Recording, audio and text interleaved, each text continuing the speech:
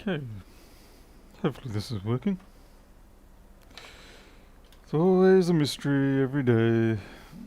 Something new comes along, changes settings.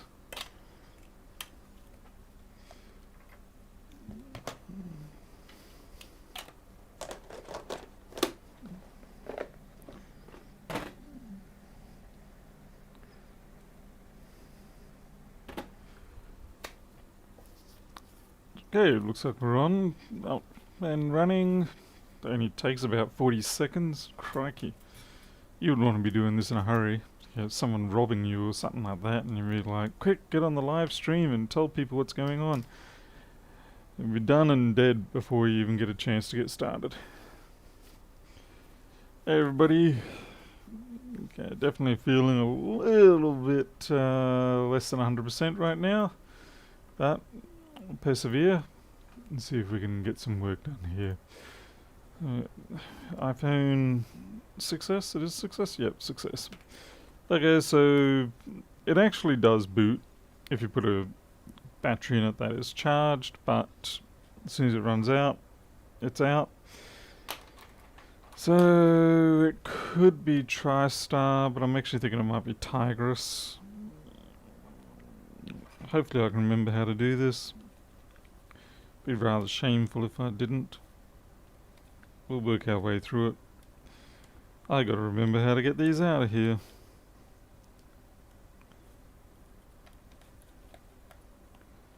Come on. Hey Ed, by the way Ed, thank you very much for the 20 last night. I did receive the notification, I only just saw it when I was going through my banking today. My apologies for that.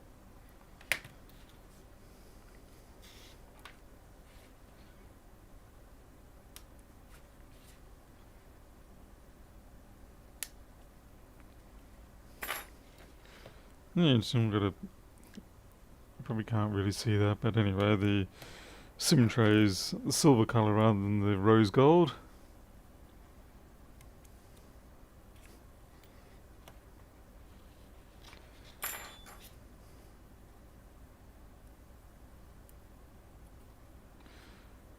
Remember to take this 3G antenna cable out.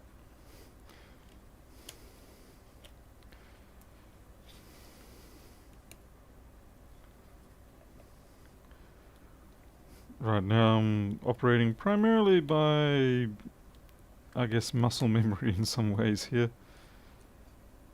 If it feels right, I'm just going to keep doing it. It's been a fairly long time since we had the glory days of TriStars being the easy money maker. You don't get to see it around much anymore. I don't know whether chargers have gotten better or the newer TriStars are more tolerant. I don't know. I just don't encounter them as much. Where's that purple socket driver?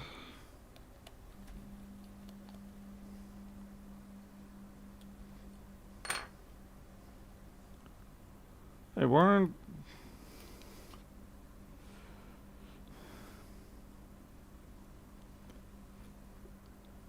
It's, yeah, certainly not the Apple laptop I was working on last night. I haven't done anything with that yet.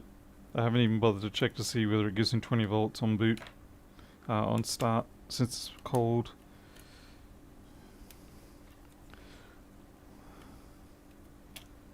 Come on.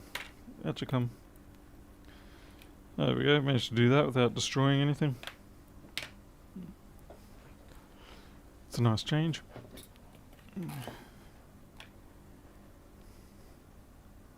Yeah.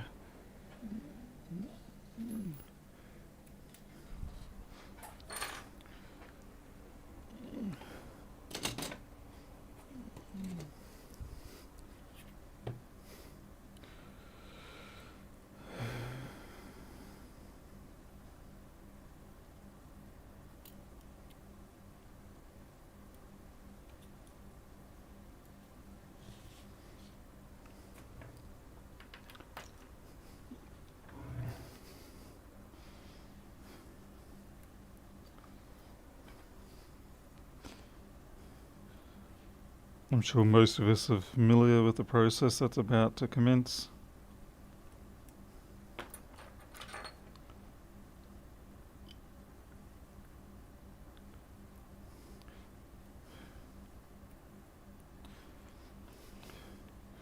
Interestingly, personally I find the iPhone 7 TriStar easier to replace, assuming it's not underfilled.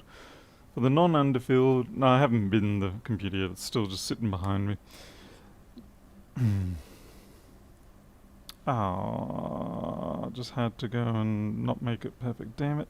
Oh well. Yeah, for some reason, iPhone 7 I don't have any problem with, but for the iPhone 6S, I have a world of drama on most events trying to get the TriStar replaced. Now, I know I said that I'm not really thinking it's going to be the TriStar, but we'll just replace it anyway. Hey, shift control. Ah, Florida. Uh-huh. Well, aren't you all having fun over there at the moment, making the world sit, wait, and wonder what the hell's going to go on? And what the hell was with that press announcement last night? That was a bit of a surprise package, kind of. Well, shift control, all of my equipment's listed in the tools page.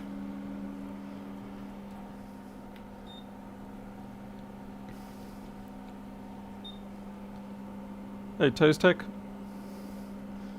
Yeah, definitely crazy times. You know, I can understand people trying to hold on to power and stuff like that, but it's like, okay, we're getting into loony talk land now.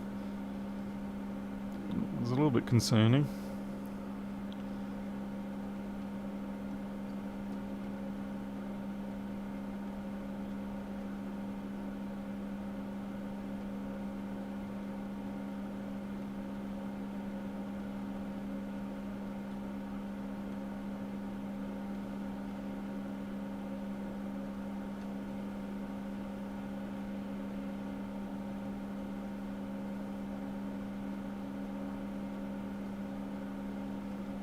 It's taking an abnormally long time to come up.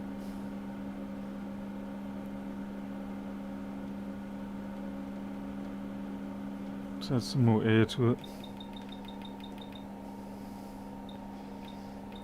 Oh, I think I know why. I've got the 9mm nozzle on rather than the 6.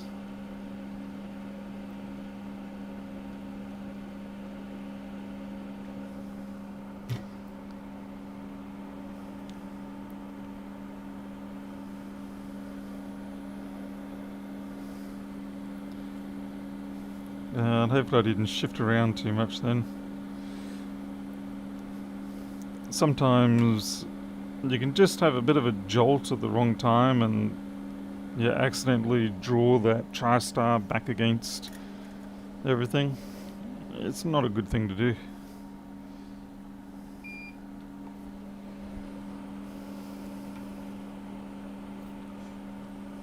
Hey Bruce, how's it going? The Aussie in the US.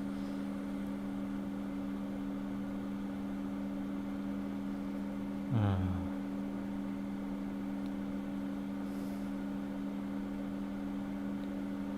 Funnily enough, this is one of the few times... I picked up a piece there and I don't know where the hell I picked that up from. Oh, that's just shitty. This is actually one of the times where I find the JSO2 is actually superior to the micro pencil. And I've got to work out where the hell that resistor came from. I'm thinking either there or there. Yeah, bravo, Paul. Bravo.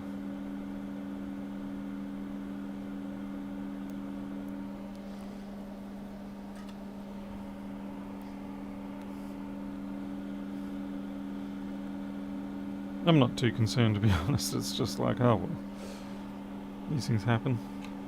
I'll put a new one down when we...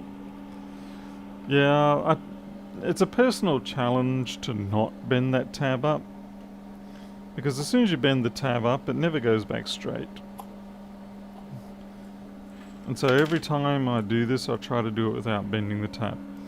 But of course, inevitably, I always botch it up.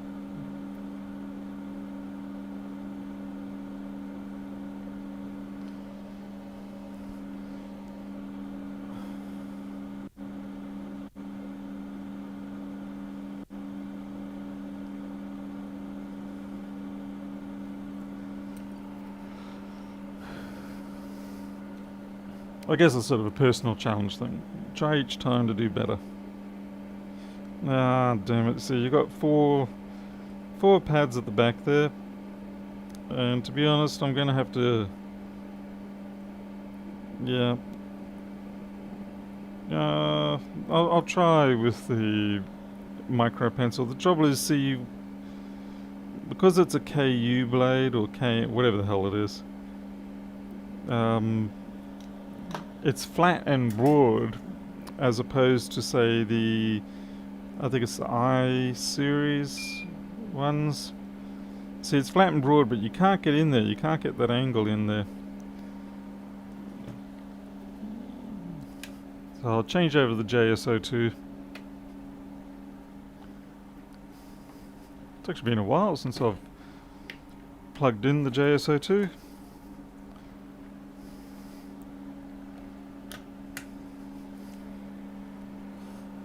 Solder bridge, take that negative attitude and go away. How dare you, good sir. Damn it, I'm not going to get into there either. Damn you. Solder bridge's fault. Really thought I was going to be able to reach in under that.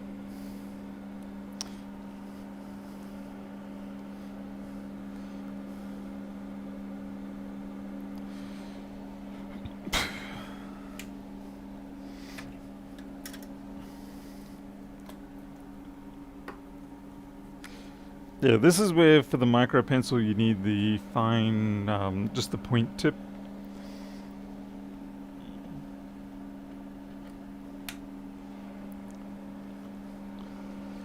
Solderbridge is going to get himself banned at the rate he's talking nonsense.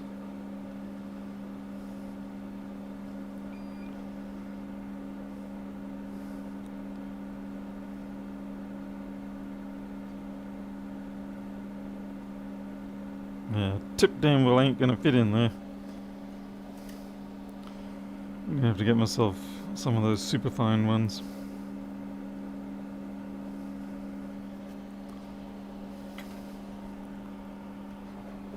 Yeah, curved needle tip, that's what I need. I don't know what the exact model number is on the Hako series.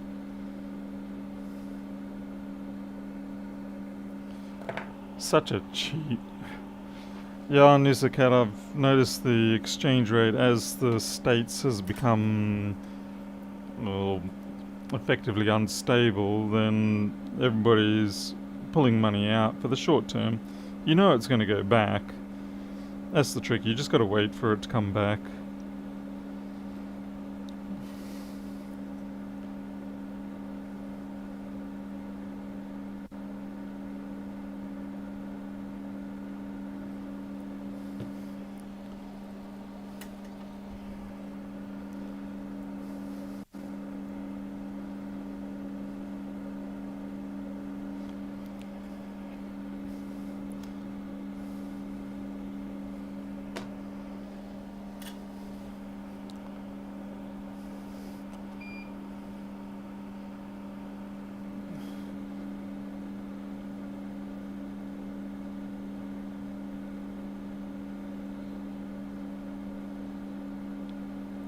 Remember the easy days when this was pretty much the hardest job that you had? This or changing a mason? Life was easy back then.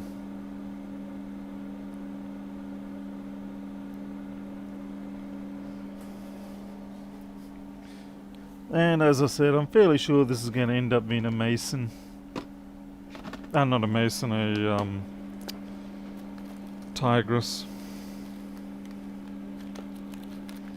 But we'll give it a chance.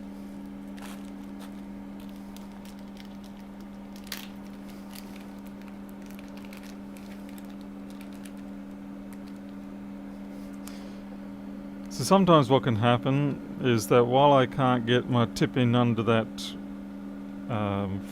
corner of the frame, sometimes when you draw the TriStar out, you can get it just right, and it wipes the balls off. So you do end up with a nice flat surface at the back corner there, but clearly we did not this time. Oh, hello, what's with the resistor? I've got plenty of other successes I can have a look at. Robert McMillan.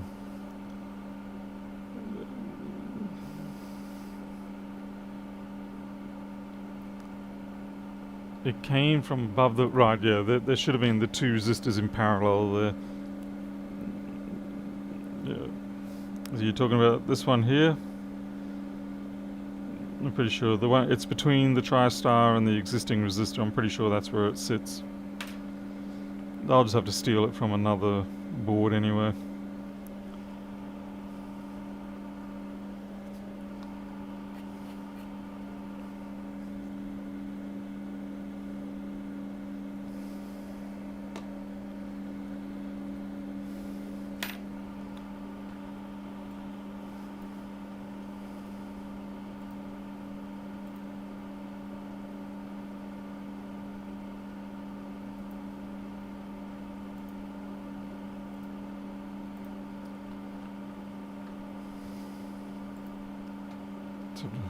Always forget which way this chip sits. Okay, pin 1,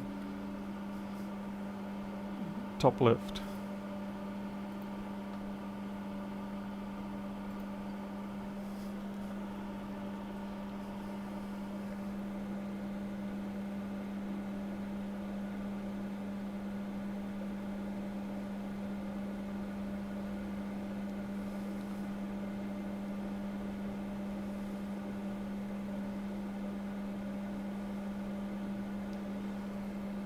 So I'm just going to push this forward a bit. How do you like to hold do you hold the TriStar personally? I'm kind of curious of the different techniques different people use. I've seen some people like to, just sort of hold that TriStar in place with the tweezers until the hot air has had a chance to push it down.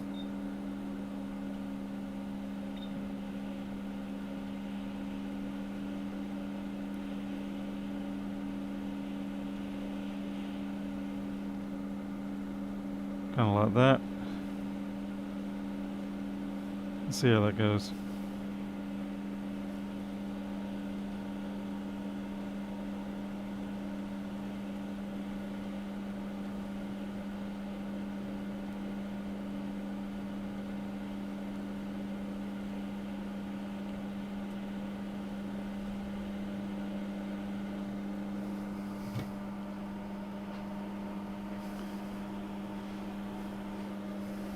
On this, what was my airflow setting? 390 and 60. Yeah, with the holder with the tweezers, I think yes, you do have to have very steady hands. I was very lucky there. I was able to lean the back part of my palm onto the edge of the frame here. Anyway, we've got to get that resistor that we're missing. I just need to get another 6S board.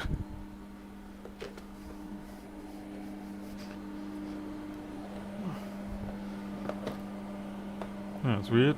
Jumped. Let's see, find a suitable victim. Well, you look like you've been trashed. The Zeta board.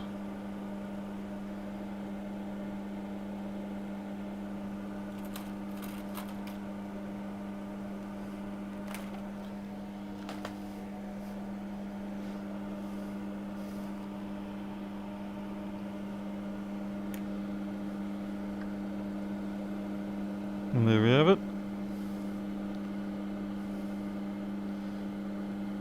The resistor that we need. Looks like that one might have got moved too. It's a bit bad of me using the 9mm nozzle here, but oh well, what you gonna do?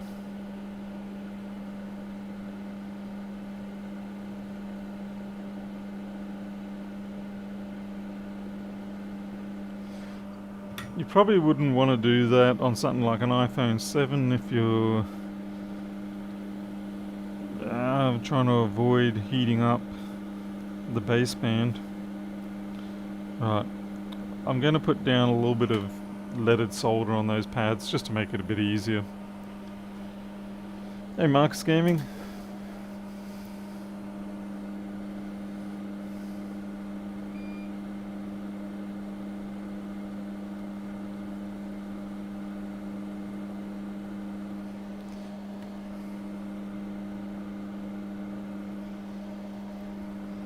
Okay, this is the finest solder I can get. And it's just way too big. Now we're going to have to use some paste.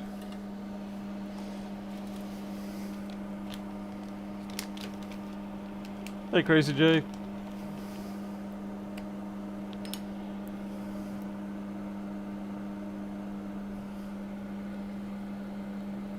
Paste is a little bit risky in this area. I say only a little bit. It's not massively risky, it's just a little risky.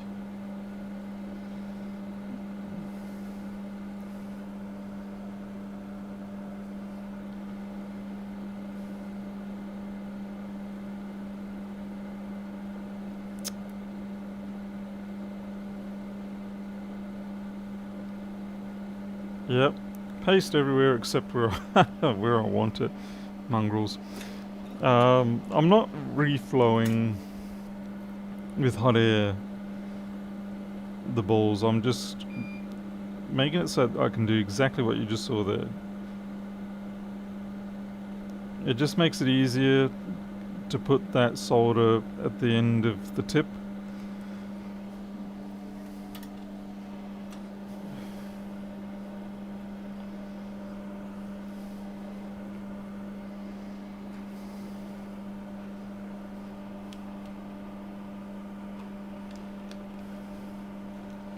Barry, it's a lot easier with the microscope and everything else. Hey, Q's, how's it going? Been a while. But just trying to solve a no charge problem on an iPhone 6s. Yeah, Barry, once you've got the right, sufficiently fine tweezers, sufficiently fine solder tip, the microscope set up, things like that, then it's really not any worse than other things. I mean, yeah, I gotta admit, sometimes you do sit here and you shake a bit and you're like, come on, come on, come on. And the way that the only thing that seems to matter at this scale is surface tension or electrostatic forces.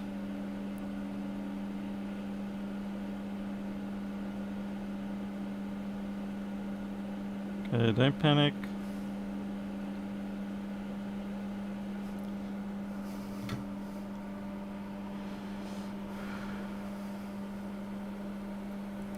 Half mil, no, that's massive. This is 0.38 millimeter. So it's certainly finer than half mil. This is 0.38 millimeter Kester 6337 stuff. Yeah, having the right tools for the job goes a long way. We're just cooling off that board. Hey Deepak.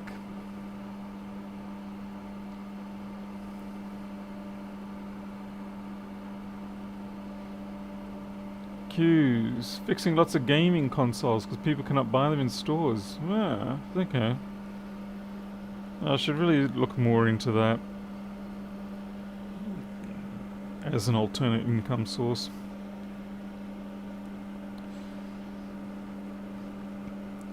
Okay, so what I'm going to try to do here, the first test is we'll plug in the charge flex. Now you're not going to be able to see this, but if I get sort of like 50 or 60 milliamp, a momentary sort of transfer, then I know it's fixed. Yep, and there we go. It was the TriStar, 60 to 80 milliamp. See, what was happening before is that when I plugged power in, nothing would happen. It'd just stay at 4, 5 milliamp. I genuinely thought that was going to be Tigris. So, my bad. Am I wrong? We'll see if it does charge the battery though.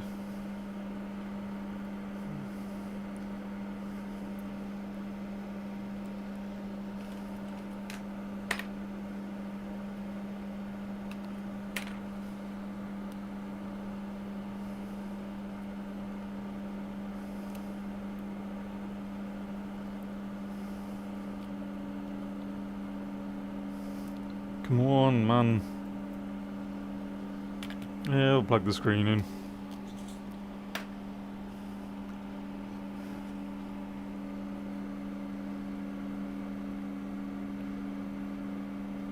So who's already out there starting to diversify on what sort of things they're fixing?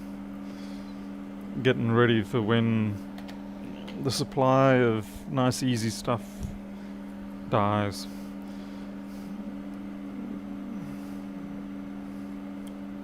Okay, everything's plugged in. Now it was... plugging it in was making it boot before. 360, why am I not getting any boot now? Oh, it's charging, that's why. Couldn't see it. Oh, that makes sense. That's the customer's original battery. When I was doing tests before, I was using this one, which is my test battery. So this should fire up. We're currently 800 milliamps, so it should fire up soon. Let's see. Tons of HDMI ports done. Oh yes, they're quite common. Oh look, Sean has been interesting tonight. Sod off, Sean.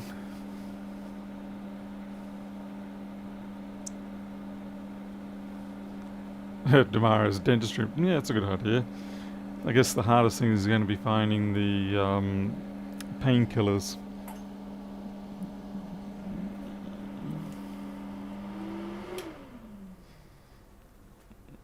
Come on, come on, come on, come on. Boot, boot, boot, boot, boot, boot. 770. It's going to get there, but it'll probably just take longer than what I'm willing to wait. I'll probably just start giving up and it'll all of a sudden come to life. So we'll pack away things. I need to...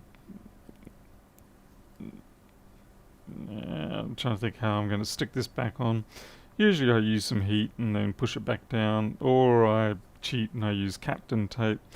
Captain tape may protect it from the elements as it were, but it doesn't actually protect the surrounding area from the EMI. Hello Maladi from India. Oh yeah, I can see everybody turning up now. Trolls ahoy.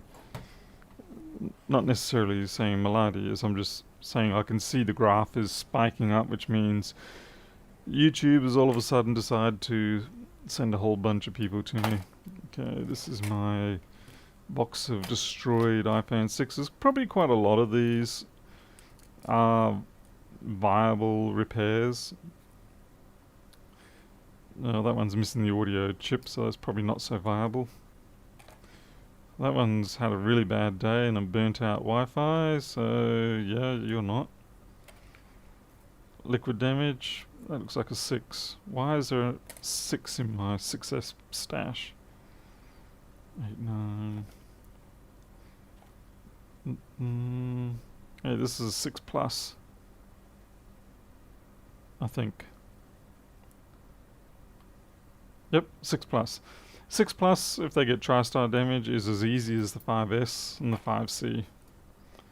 Oh look, someone's still got a SIM in there.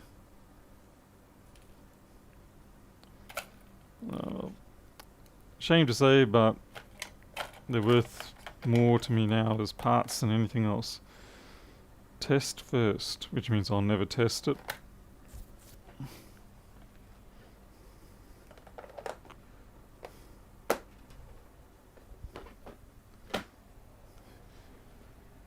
$820 milliamps, got to be getting close to booting. Yeah, it's still showing battery symbol. Oh, better put that one. Oh no, it's the 6 one. Sorry about that, folks. Damn it, there's my iPhone 6 box.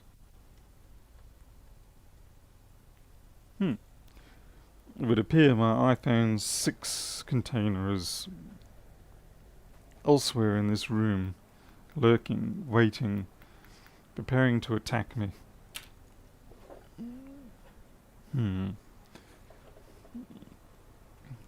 Thank you, Ed. Well, come on now. Well, I guess we'll just put that to the side.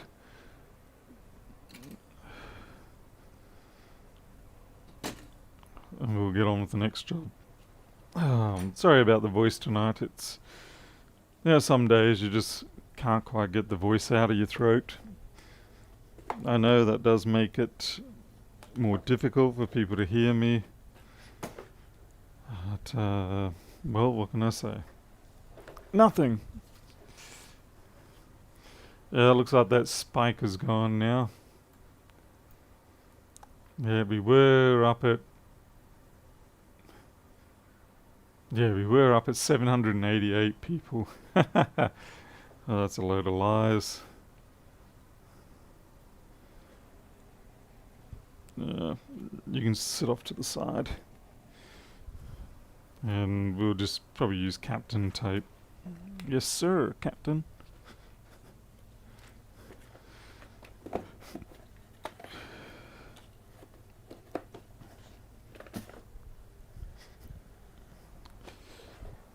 And I'm having a little bit of a fret moment at the moment with the tax department, because you know that I put money in the wrong account the other night, well, the other morning at 5:30.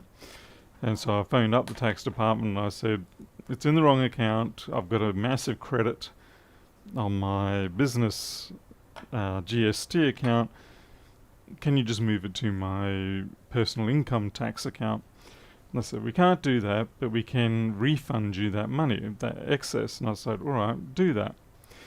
So that was back on, I think, Wednesday morning.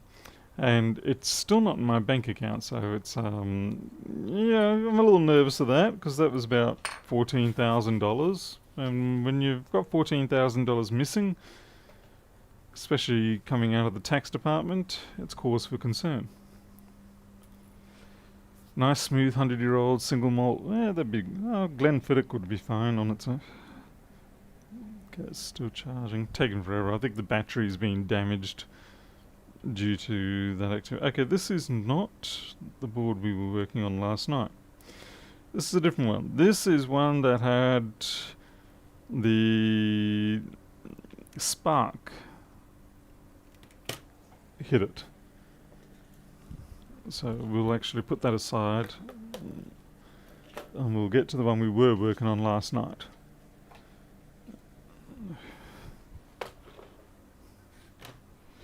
No, they've definitely transferred it to my business account, because I had to tell them what my business account details were. Now, I know that sounds like I've just given away personal information, but this was legitimately the tax department and they were giving me money. It's not like they were taking money out.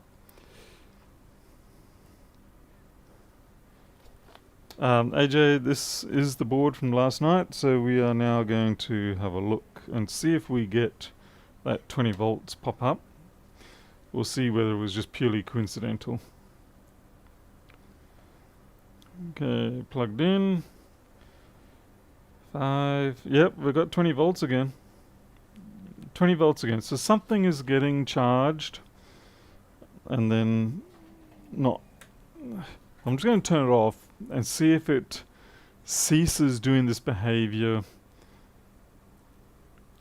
after multiple attempts on the same port.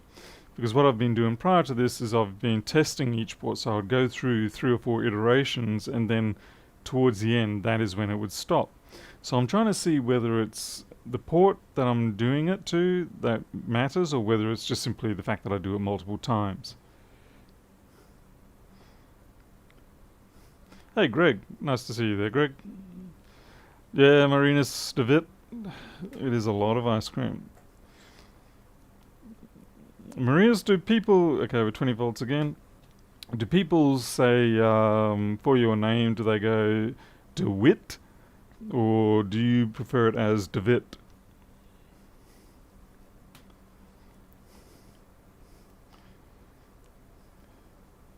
Still 20.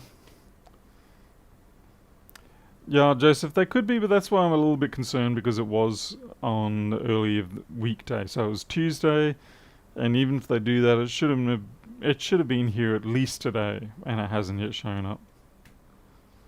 So that's my concern. The fact that okay, I can understand they hold it for a couple of days just to draw a little bit of interest on it, but it's gone too long now. First pronunciation? Okay, cool. I thought so. So whereabouts are you based, Marinus?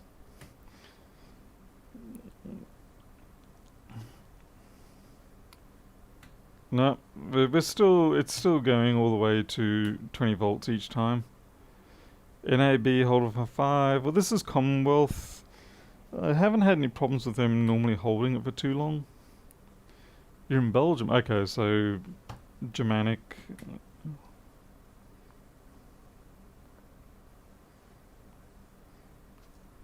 Yep, still doing 20 volts, so that's more than 4 cycles. So I suppose now what we should do is instead of going this one and then tripping out, we go straight to the one that normally causes the drama. Which I believe is this one. You're just going to be fixed. Oh, now it's giving me 20 volts all over. Okay, try the next one. Here we go. Bingo, we're down. And now it's probably going to go 5 volts only on this. Oh no, 20. Alright.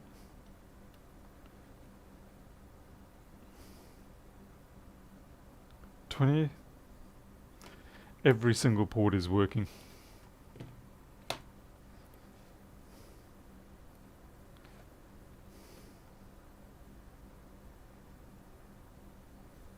$20.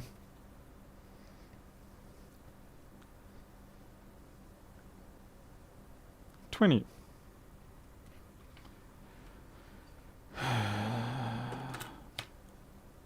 Really?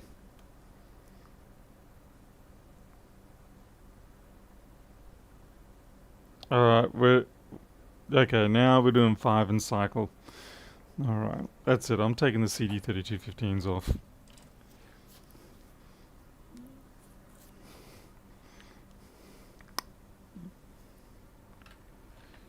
Let's see. Cues. Came across a kitty in my back area. Black cat.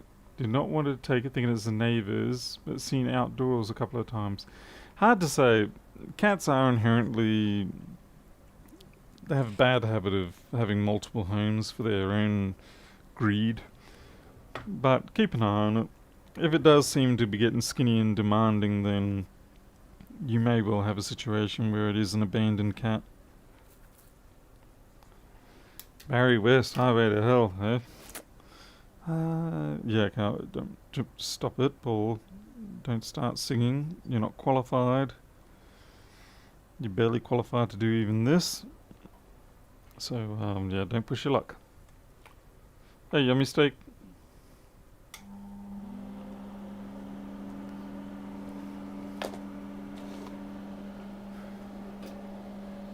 So yeah, we're just gonna go and reball. Okay, this thing still has not... Okay, momentary change. Still has not charged that battery.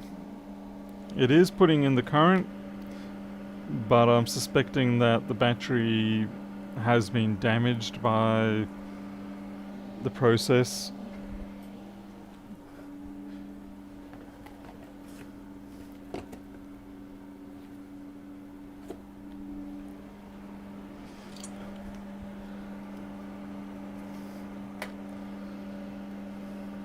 So I'm going to put this one in, and then I'll just make sure that it is charging it and discharges fine. If I pass those tests, then we'll swap the battery as well.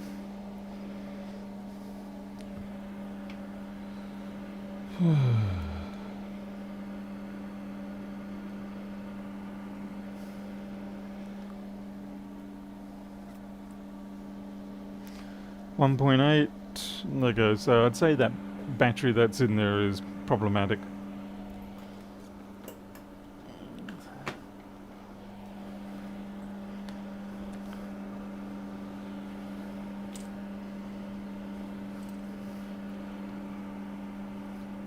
I haven't changed any of the chips yet. None of the chips have been changed. So this will be the first time that I am actually doing a chip change. Well, I won't even be changing them. I'm just going to reball them to start. Since clearly at some point they must be functional. Otherwise we wouldn't be getting out 20 volts. Any chance for an inspection of Q3200 on the microscope from the side? Yeah, sure, why not? First I gotta find what Q3200 is.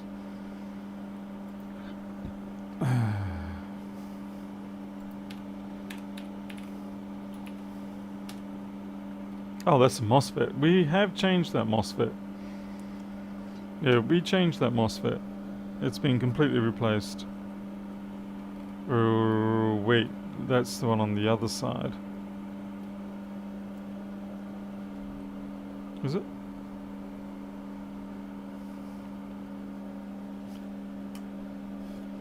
Okay, yeah, the one we changed was Q3100, so you're asking for Q3200, which is this one here.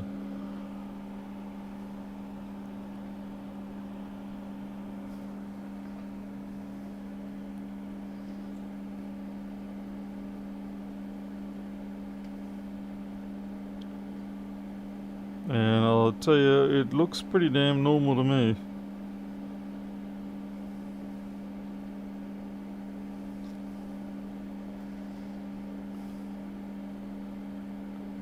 Absolutely no dramas there.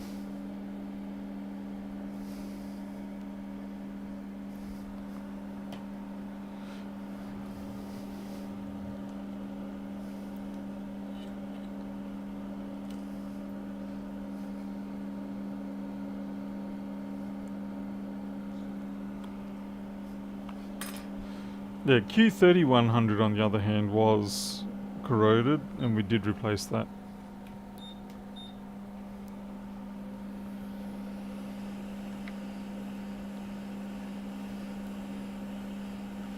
We'll see what this is like underneath. Who knows, we might get lucky. There might be some random chunk of trash that's been problematic.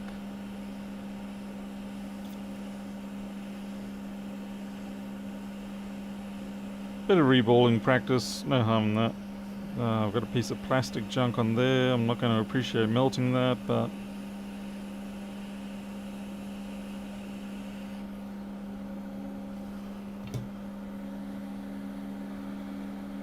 yeah, I gotta admit that looks pretty damn clean.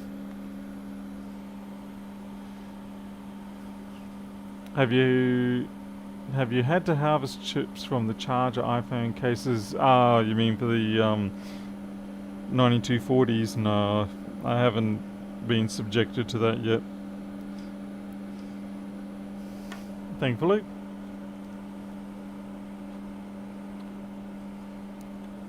Sorry, that kind of went out of camera a bit.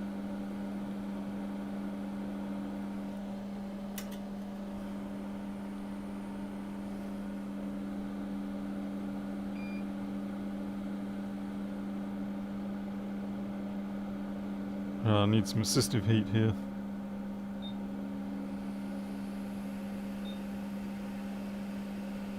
There's a bit of grime that I just picked up, but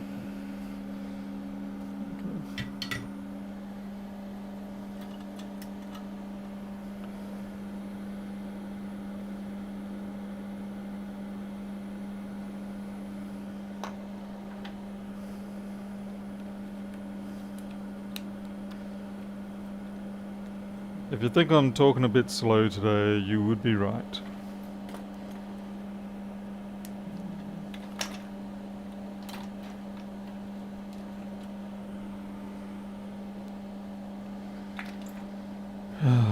Come on, where did I put you? Oh, there you are. Some days you just have slow days. How do you find element 14? No problem at all with element 14, to be honest. They've always been fast. They communicate fairly well. Yeah, I prefer them to RS or Mouser or Digi. And I typically do get my stuff. If it's in stock, I will get it next day. The one complaint I do have with Element 14, but it seems to be more of a industry thing, is that they seem to be holding a lot less stock domestically. So they're becoming more like DigiKey, where they simply are an Australian-based distribution centre, but they don't actually like to hold too much stock locally. Whereas before they used to hold quite a bit of domestic stock. Not so much now. I've noticed even fairly common things are not being held locally.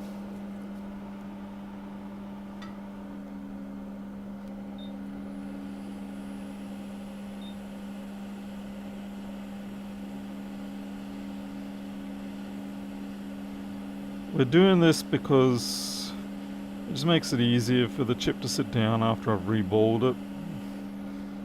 A smidge on the left, right there, I mean. Yeah, the other left.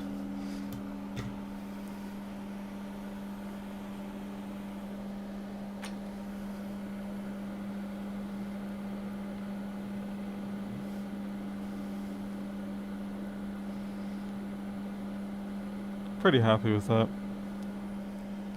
Okay, so now we've got a reball.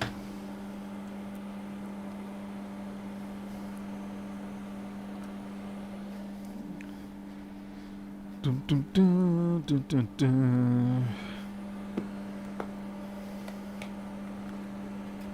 Get out my official non-CD3215 stencil, which is actually an iPhone 5S power stencil, and it works spectacularly well. Plus I get free balls. Every time I do a CD3215 I get free balls. How can you complain about that? And now YouTube sits here and goes, should we demonetize this guy for that?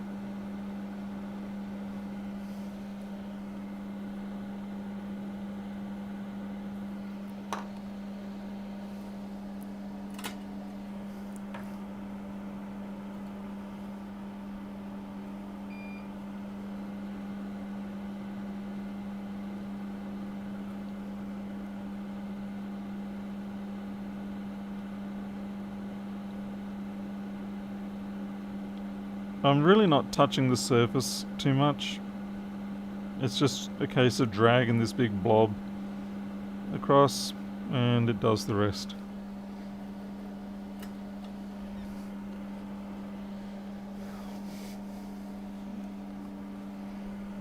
It does take a little bit of practice to get that perfect height feel. It doesn't really matter if you do drag the tip of the soldering iron across it, it's just cleaner if you don't.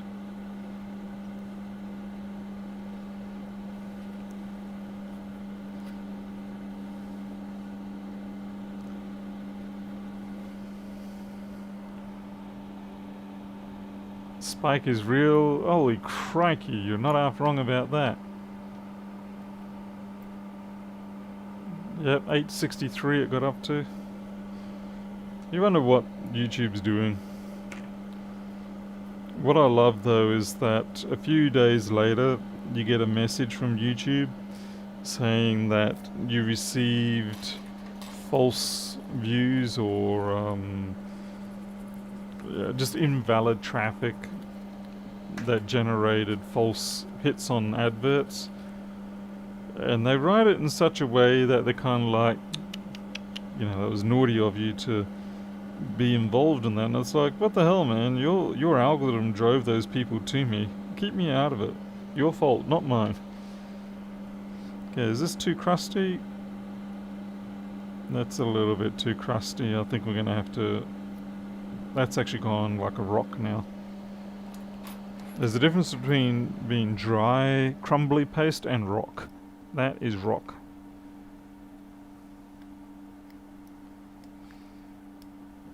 As it is, I don't really use dry paste for these particular chips. Normal paste is just fine for them.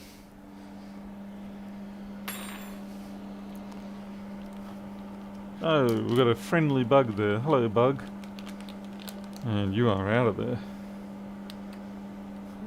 Summer is coming, which means the bugs are coming.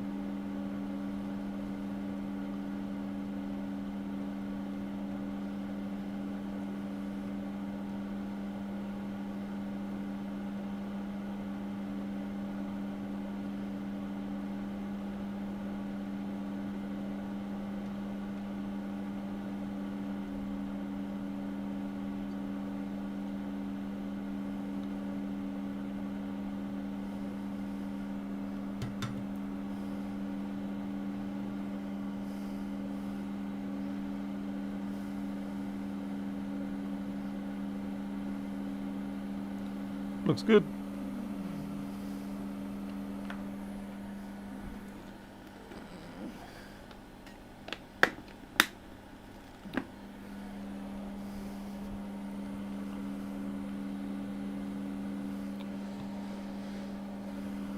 Just gonna brush off all that flux.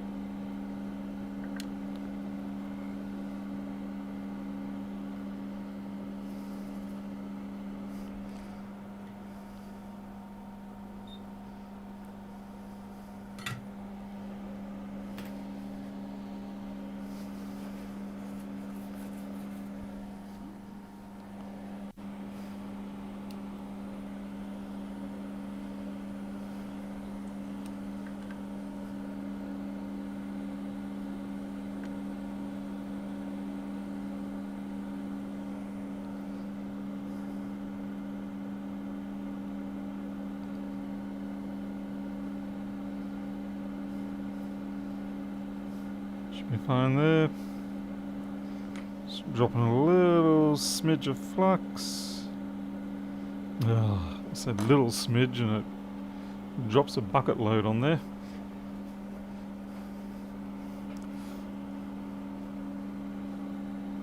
Well, that paste actually wasn't that fresh. That paste has been sitting around in my workshop for several months now. But it's more a case of, at this scale, it's still pretty easy to do paste reballing. I find once you start getting up to bigger sizes, that's when it's a little trickier to do paste. Because the paste has a tendency, because there's too much flux in there, that's why you have to dry it out. Okay, I'm just going to... the flux boils out of the thick layer of paste and it causes the whole spitting and bobbling problem, which is why then people like to dry it.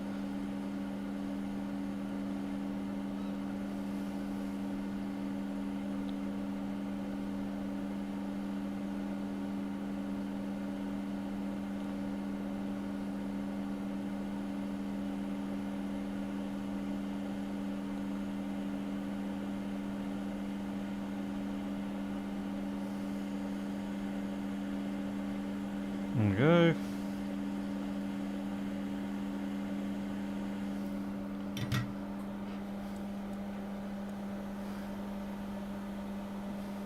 Damaras, I know, you're supposed to put them in the... They used to keep paste in the refrigerator and all that stuff when I was doing the manufacturing, and, you know, you had to have a good quality paste for the stenciling process. That is one area where you couldn't compromise, you couldn't just bodge it, because if your paste did start to go a little bit off, or the what would often happen is that the little balls in the paste would start to cold weld themselves together, and that would make it absolutely hellish to do the squeegeing process or the screening process, because you'd get these clumps that would start forming and they would drag over the edge of the stencil, and it would just completely wreck whatever you were trying to do.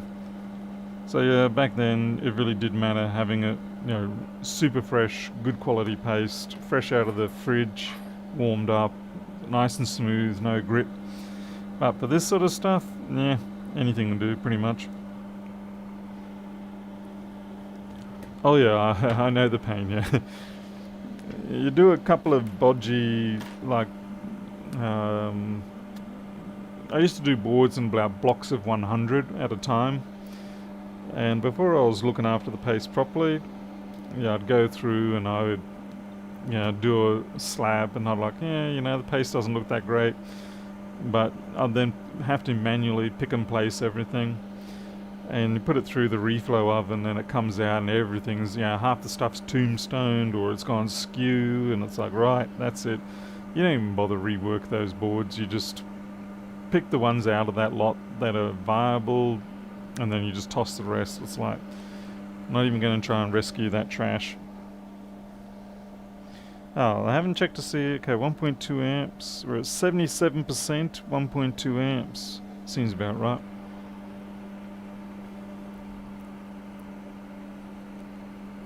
Okay. I don't know if this is going to fix it, but we do know that from last night, once we got that 5 volt come up, we didn't ever get the 20 volt back. It seems the only way we were getting the 20 volt back was to let the board rest for several hours. And it looks like our peak has gone in our viewership, thank goodness. Okay, so we do still get that. And we're boot looping now.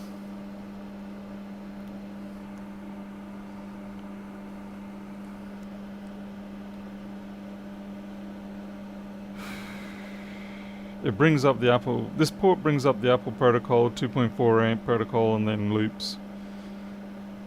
Now, as far as I know, that's probably heading in the right direction. It's probably saying, okay, now let's switch up to the next protocol, and then something goes wrong. Whereas the one that just sits there and says unknown the whole time, I think that's just dead. Yeah, 2.4, reboot. And this one's probably going to say unknown and not reboot. Yeah, unknown. And no reboot. So I guess the question is, which chip does this port hold on to? And I'm suspecting it might be that one there. So we'll pull that 3215 off and do the same thing. Hey, Robert Cook. Yeah, Damar, what sort of stuff were you doing with your manufacturing? I enjoyed manufacturing the first couple of times around, but I gotta admit, it got boring as hell pretty quickly. I love doing the designs, I love doing the prototypes, you know, all that sort of stuff that really does interest me. It's good stuff. But when it comes to the actual, when all you're doing is the same stuff day in, day out, you know, stenciling, pick and place, reflow, finish assembly, yeah, you just want to blow your brains out. It's like, oh my lord, this is boring.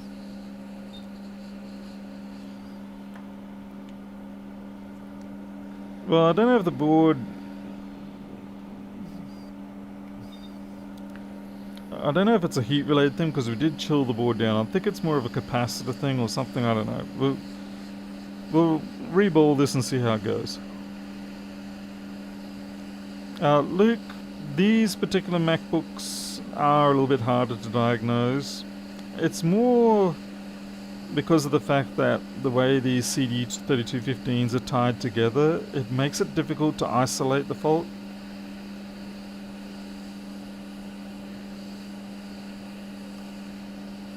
It's not so bad on the boards where there's only one or maybe two of these chips. But when you've got more than two, when you're up to the four, it gets quite frustrating to try and isolate the fault.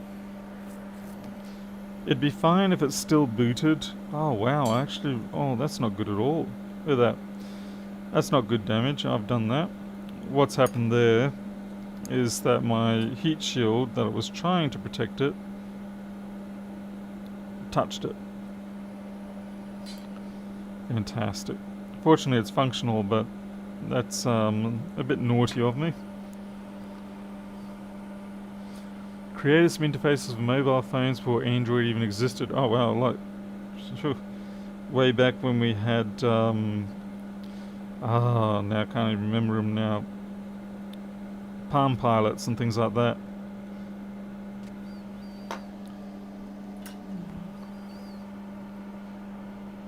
Martin, no. Jim's camera, we haven't been able to put it to use because this is actually my normal microscope camera.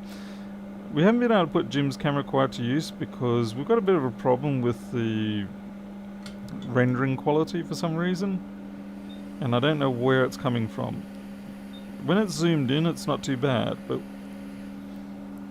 when it's zoomed out, it seems to be foggy, but it's not a lens issue. It just seems to be like the internal encoding engine, it gets lazy or something.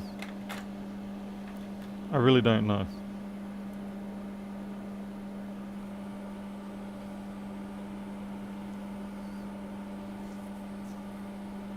Yeah, the ports are already swapped.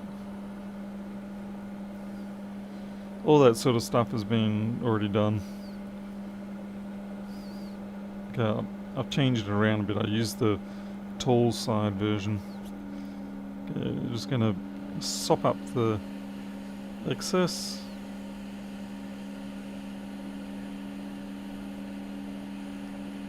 Make for nice flat pads. I always get that bottom right one missed. That's pretty good.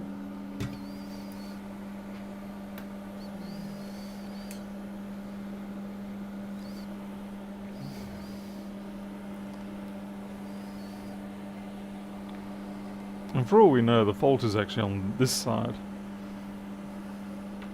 Certainly wouldn't surprise me.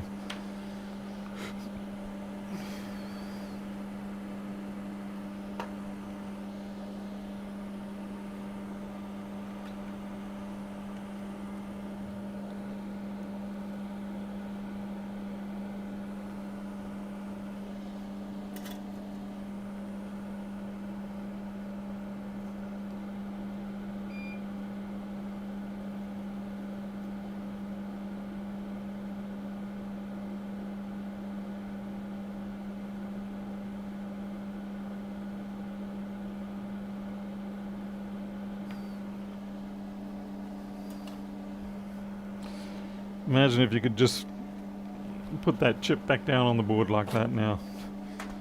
I know some people do that. Shame on you people that do that.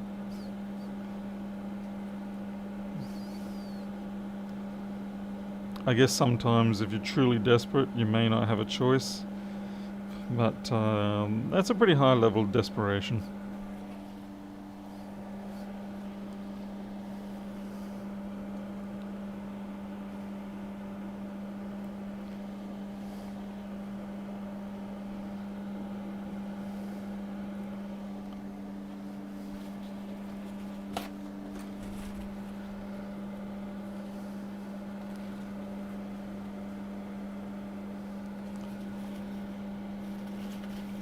It's looking okay. Just Just getting my stencil out again. Get it out of the alcohol bath that it's been sitting in.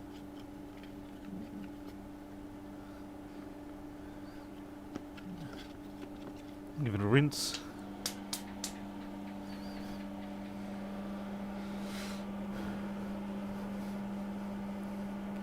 Oh, hey Pinoff, how's it going?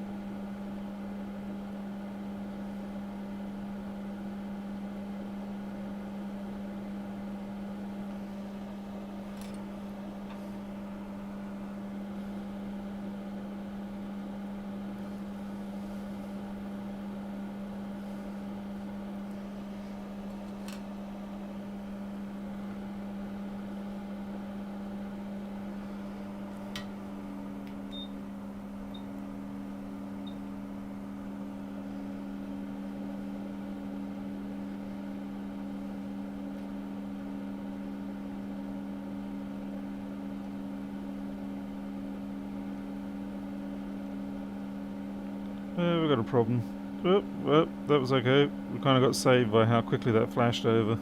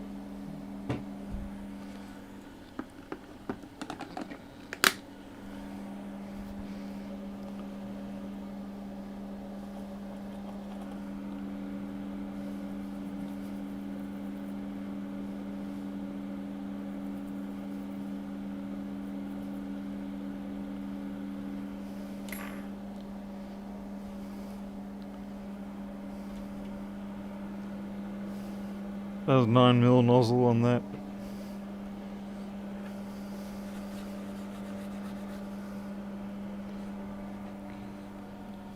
It's almost like I need two quick stations.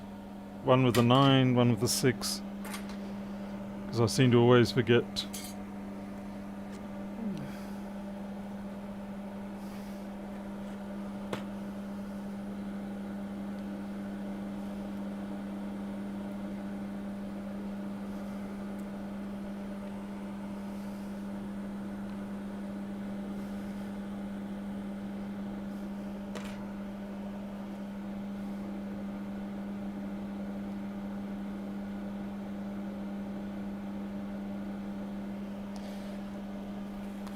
Yeah, man, it's actually pretty hard to demonstrate scale on these sort of things. I mean, even if I put it next to, say, a grain of rice or something like that, I know, people like to make comparisons like that. It still doesn't really... It doesn't convey it in a way that your brain comprehends. And, like, I could put my finger there as well. Like, here's my little finger. But the brain just doesn't really... It just doesn't get it.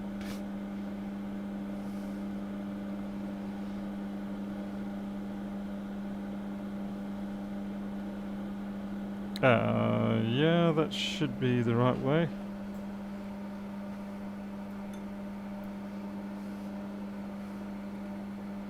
Top right, top right.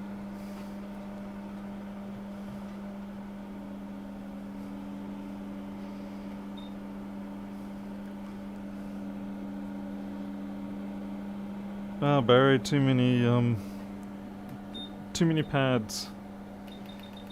Not possible to internally route all those needed points out to legs. I mean, your TQFPs is about as close as you're going to get, I guess.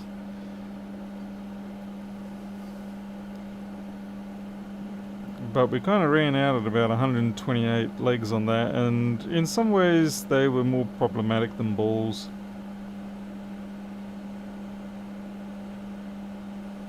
I've got too much flux here, so this, if I'm not careful, it's going to just drift off. And the worst thing is I don't even know when it's going to actually sit down. There it goes. Oh, am I wrong? There it goes then.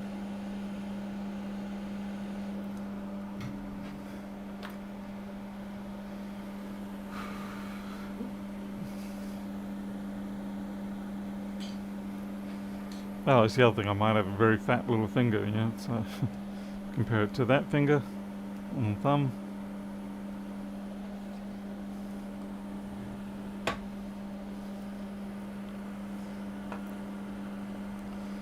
I mean, to be fair, like the CD3215 is a fairly large chip. I mean, it's probably, what is that, 10, 12 millimeters each side, so, you know, a half-inch square. Yeah, rock on. What is it? That? Oh, I don't know. Gang signs confuse me. I mean, there's only going to be a limited number of combinations you can have.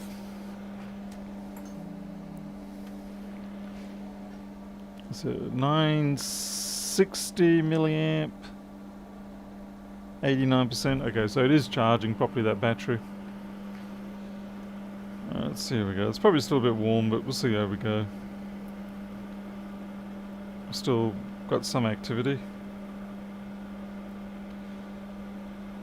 Yep. Reboot.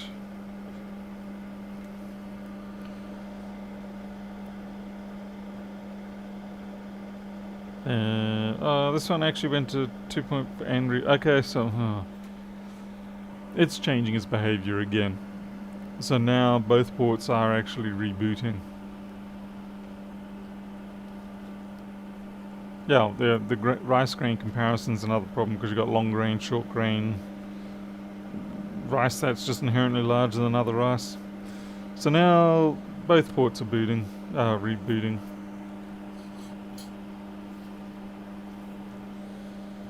And my patience is beginning to find its limits.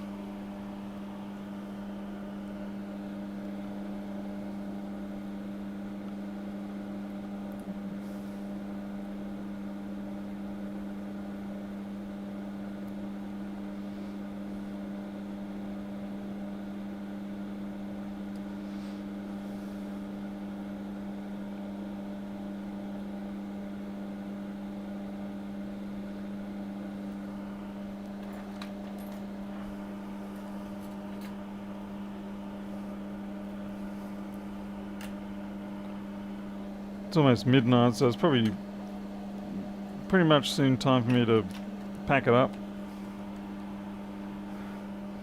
Check for behavior on ports on the other side. Pianov, when you say the other side, do you mean like a flipped board or the actual other port? So I mean, we'll do the flip side while I wait for you to answer. So same port, but flip side.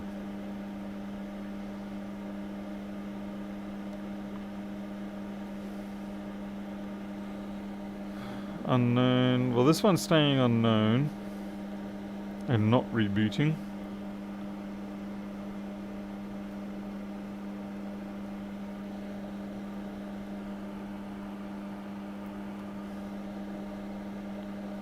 This one's going Apple 2.4 and rebooting.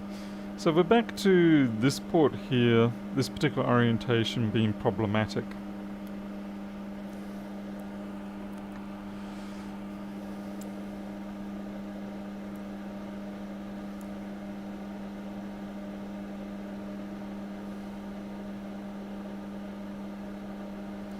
The only thing that might be of interest here is it's actually saying the data positive line is 2.6, which is about a volt lower than I would expect. I'd expect about 3, up to 3.6. But it's sitting at 2.6. We'll see what this one says.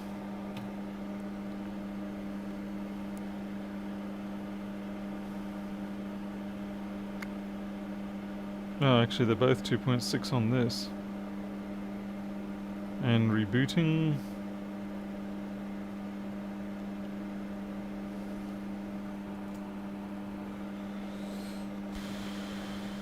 Well, this one's 2.6 and 3.3. There's the only discrepancy I can see between the ports. When they sit there at the unknown protocol, then the D minus is at 3.3. I don't know if that is a key indicator of anything at this point.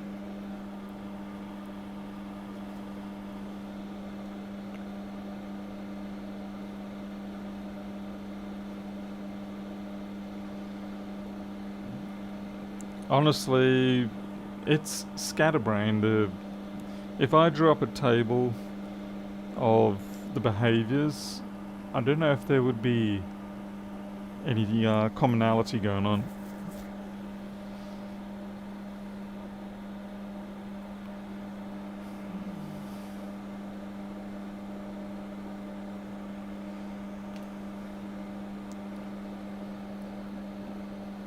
If it was the ROM that they're getting their programming from, I would expect them all to behave equally. But they're not. That's the other issue. Yeah, there's too many variables in here, so it's making it very frustrating to pin down. Well, the heat, sometimes I honestly think it's more of a discharge thing than a heat thing. Like I said, I feel like something's not getting taken to ground properly. It's floating. We've got a pin or part somewhere that's floating. And because it's floating, it's upsetting, a sense line somewhere. I don't know. But it feels more like a floating data line.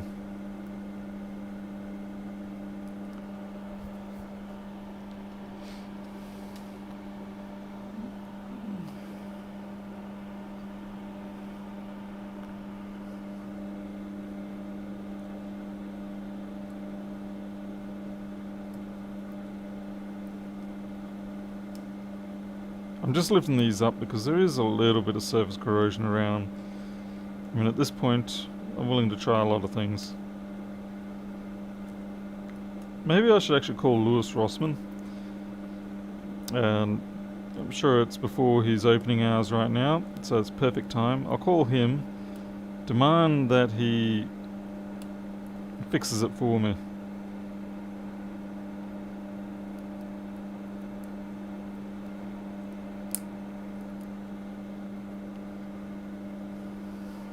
Sounds like a fair deal to me.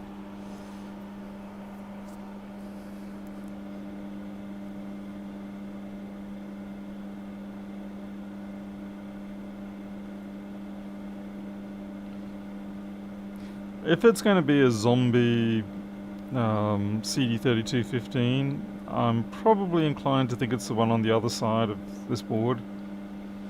The very first one that we replaced.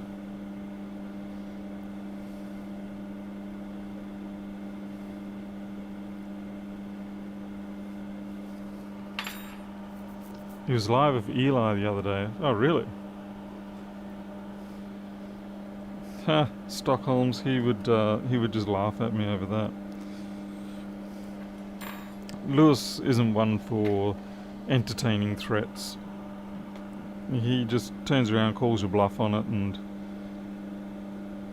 makes you eat your own words.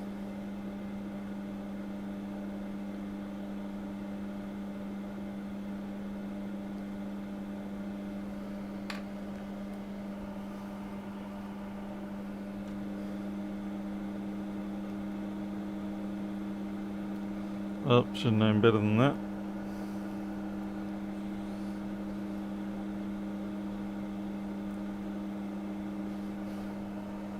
That's a little disgusting.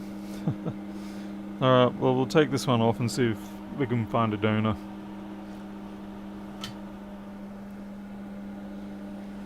And if Jim Bean doesn't get his attention, maybe we'll send him on a wild turkey chase.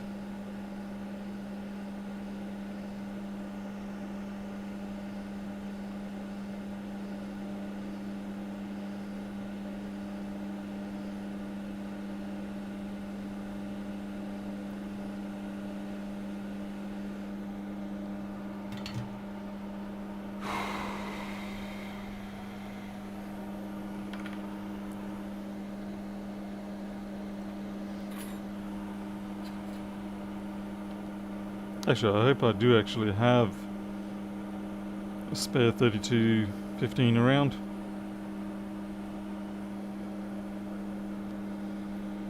Wild turkey chase is probably something you don't want to do when you're going through your rituals at university. It'll probably end badly for you the next day or that night, if you ever remember it again. That'll end up being a repressed memory. That'll cost you a few $100,000 of therapy bills.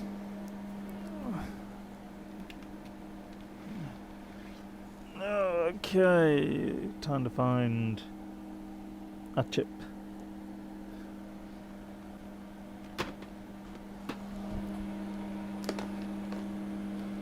Okay, let's see. Come on, 3215s. Don't make me have to look.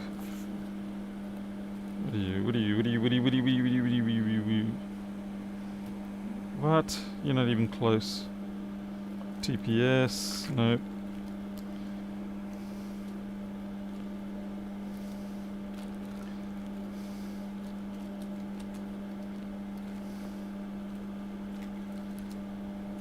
Oh, Apple, why have you done this to us?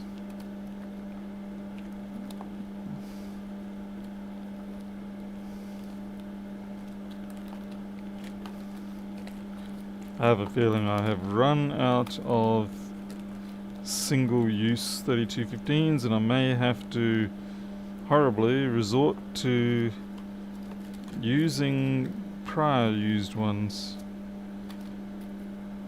What are you C3215A? I bet you these will be B00s. Come on, yeah, B03s, bastards. Yeah, they got shipped to me from Mr. Rossman. I can't believe he actually did that to me. So what are you doing? You're sending me bloomin' B03s? You call yourself a friend? Friends don't send friends B03s.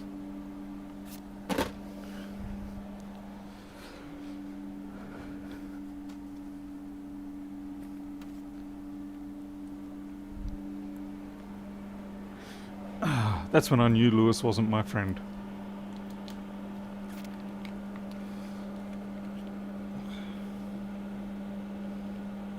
Lewis was just another fast-talking tech trying to steal my stuff.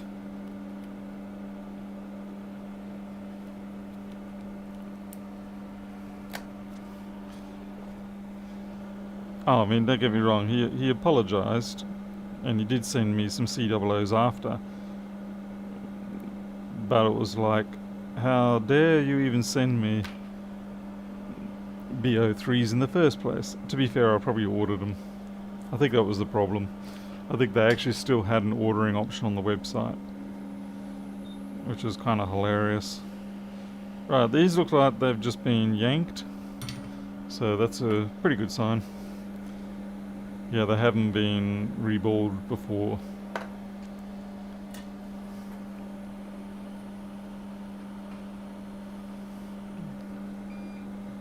Yeah, I'm pretty sure if it got serious, it would come down to the fact that I ordered the B03s.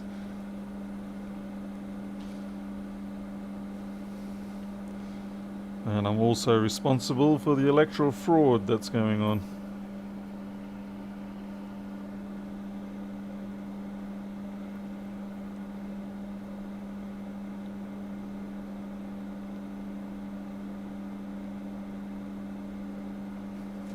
That's right, folks.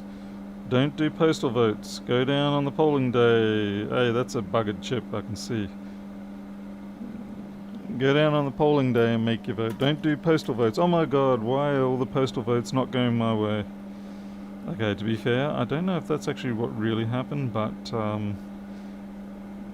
that wouldn't surprise me. Okay, you can see the damage I'm talking about there, the bottom left-hand corner. See how you can see a bit more copper colour? Yeah, let's see if we can get him really close. And see that?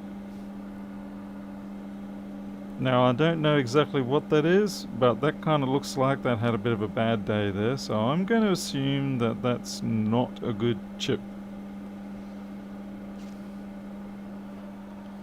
I'll throw that one in the bin pretty much.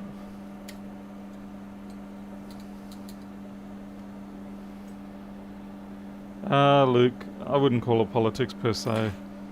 It's just more a case of trying to understand certain things.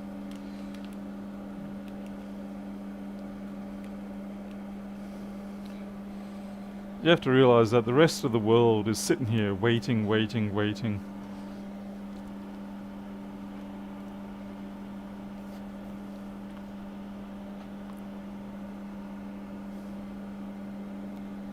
Okay, how about this one?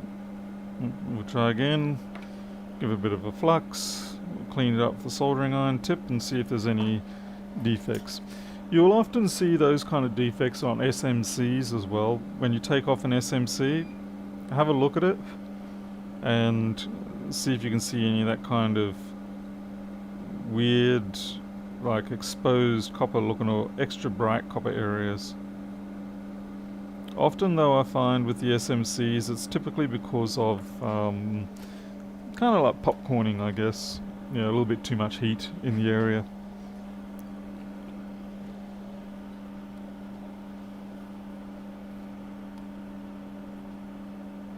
What's this? Sport bet has Trump 10 to 1. Wait, what? So what, if he wins you get $10 from your $1? Is that what you're saying? I don't understand how betting odds are represented.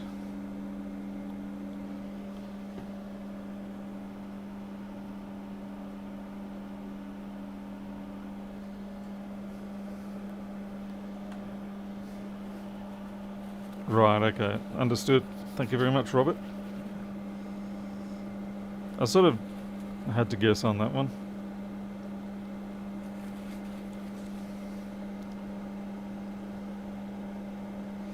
Alright, so on this one we can't see any notable defects. Do note, of course, that not all of them are going to fail like that, but if you do see something like that, then certainly it's not a good sign, so I would recommend not using the chip.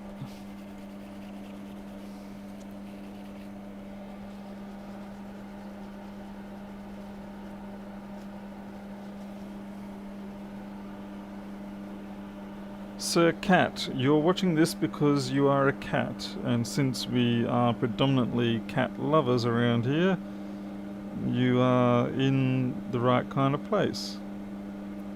Yeah, I know there's some fluff and junk in there. Funnily enough, cat fur of all things, probably.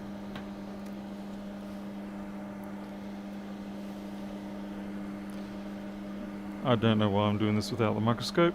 Microscope back, please. We'll just zoom out a bit.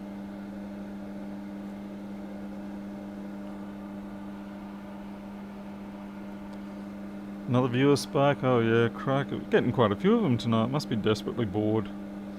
And I didn't even have to use, false news. What do you call it? False news title or anything.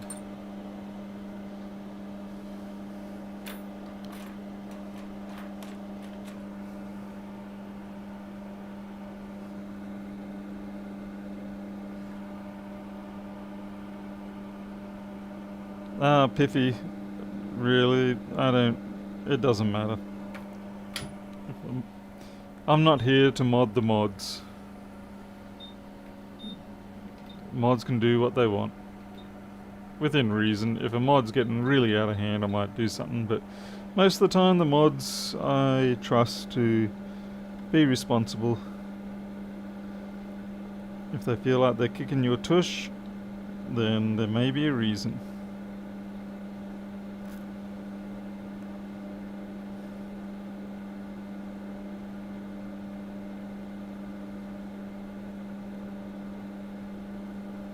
Okay, slow it down, bring it in, let's get some conversions.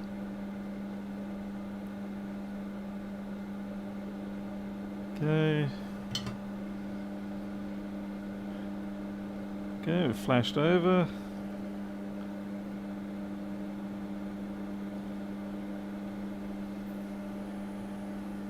I've got a couple of extra balls floating around on that, but that's okay.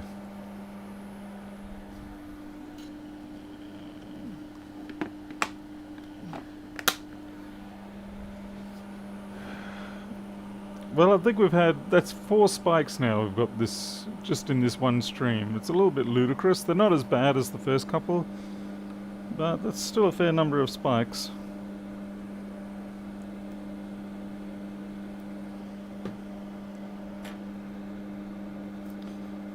Maybe no one else is streaming at the moment. Maybe that's the problem. Everybody's too busy just watching the news.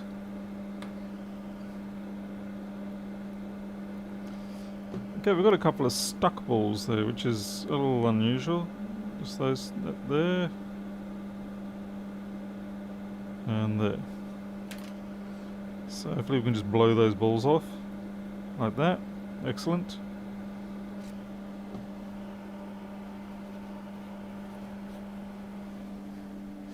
I can't possibly imagine why I'd be trending, because what? The iPhone 6S. No, yeah, that's old news. I may as well be in a historic channel.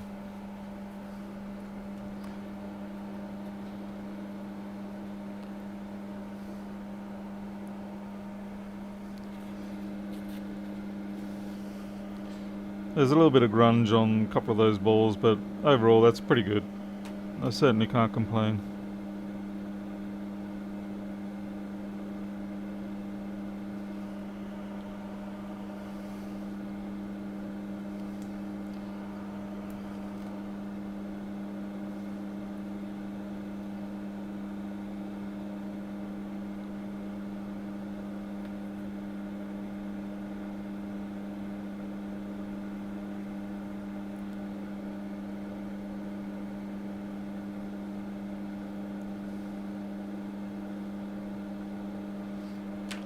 Trying to add a bit of flux.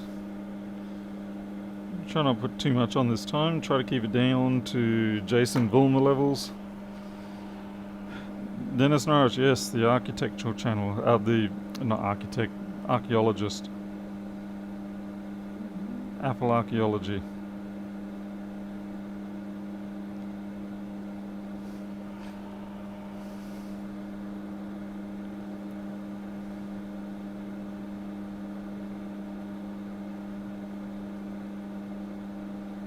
Seems good.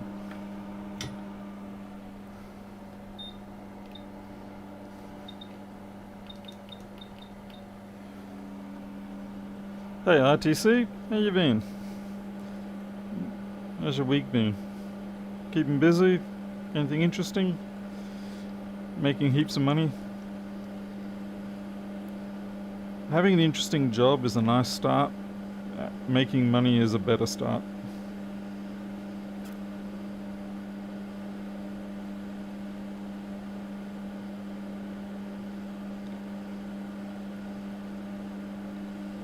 I hope I'm not 1 row of balls off on this. I've got that nasty feeling that I'm a row out. No, we're okay.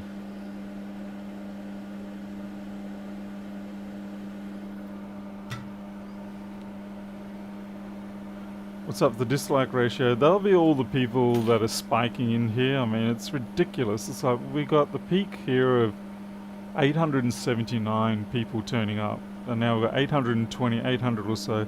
It's a little bit ludicrous. I don't know what's going on.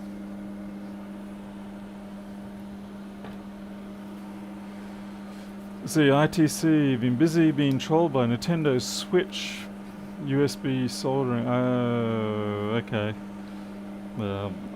I've only done 1 or 2, I think 2 of those Nintendo Switches.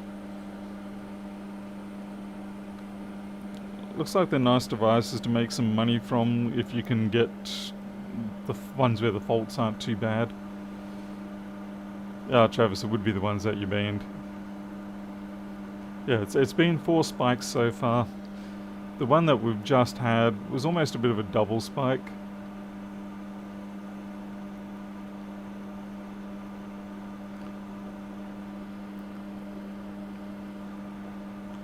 Okay.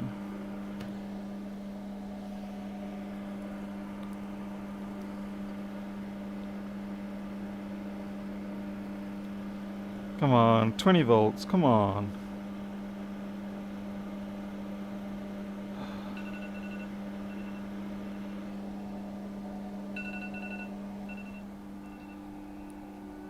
Okay, that was someone else's alarm, not mine.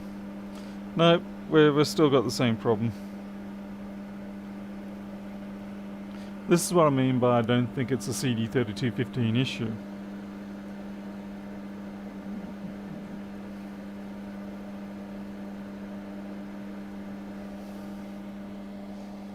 No, it's something else. I really do not think it's the CD3215s.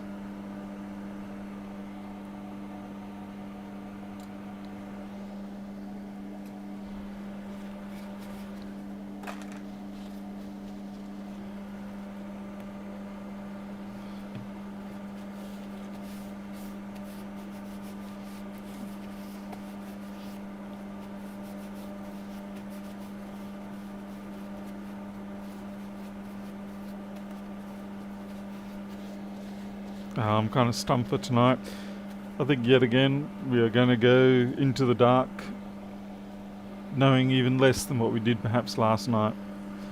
I've tried the reballs. About the only other thing I can do from here is get a fresh batch of CD3215s, change all 4 of them at once, and even that's not a guarantee because those fresh 3215s are really just pulls from other boards. So yeah, you've got no guarantee. But I think I'm going to have to leave for tonight. It is already 12:30. I did not really get any sleep last night. On some better news though, so we'll just turn off this. Yeah, we'll just keep trying at it. You know, I've got the whole weekend. Yeah, let's work on it all weekend. That'll be awesome. Yeah. The shirts that I'm waiting on for the embroidering, they turned up, but unfortunately there might have been a bit of a miscommunication because I said to him basically, order these 3 different shirts, they're grey, polos, and do the embroidering on them, and I'll have a look what they look like. Well, unfortunately what happened is they turn up today and they're just plain shirts. They're like, okay, that's great, you know.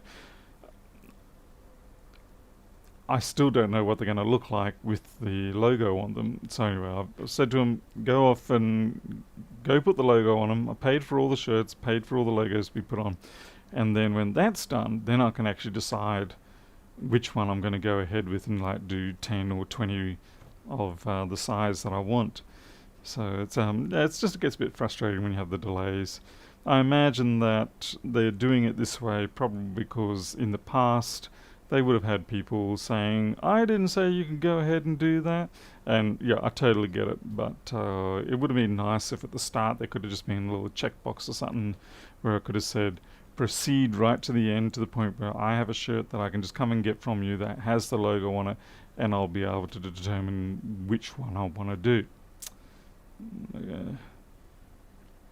What's this discussion? Read the page and watch the video. The wiki 32. Panov, you actually giving me work. This homework? What sort of crazy man? Oh yeah, that one. I was looking at that, but when it comes to things like that, Panov, I really need to do it on my own when it's quiet. So when I'm doing live streams, it's very difficult to follow those diagrams. It's just trickier, okay? So it'll be something that I'll do perhaps during the course of tomorrow when I'm all on my own. Let's see, what's the cost of the shirts going to be? I'm not sure. Right now they're costing me,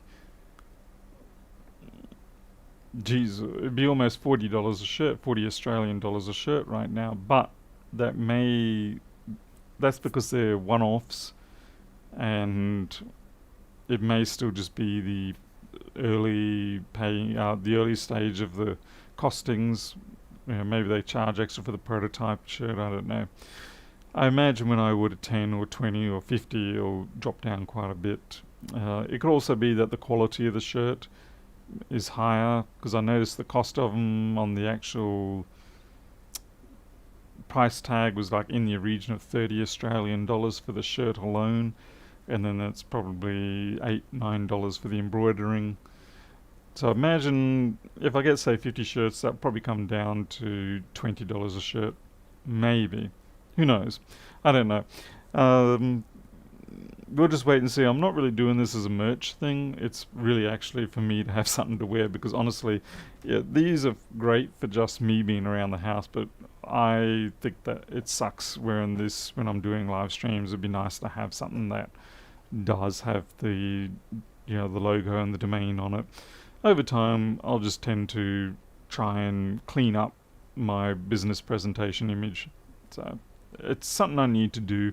I'm probably going to close up the CTPC website and just sort of squish all that back into pldaniels.com. We'll see. Anyway, I am now just waffling on, so I'm going to finish up. We did at least get that 6S up and running, just ended up being a TriStar. Unfortunately, I failed in my attempt to not have to bend that metal up, but yeah, maybe next time. Maybe I'll find one of those ultra-fine tips that'll let me get to the back corner where those 4 pads were. If I can do that, then I won't have to be bending the pad up, the shield up anymore, which will make me a lot happier. So until we either attack this again, this board, or I find something else to do, it is the weekend. I don't have any more packages coming in, but people do walk-ins over the weekend here, so there might be something over the weekend. Until then, you all take care, and I'll see you later.